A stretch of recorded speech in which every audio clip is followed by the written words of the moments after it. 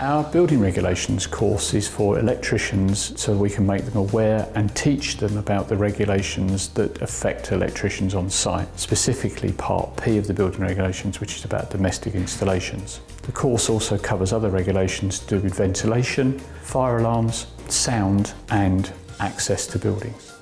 The course looks at how they can actually run their cables, what the reference methods are and what the external influences are on their installations, how they overcome them,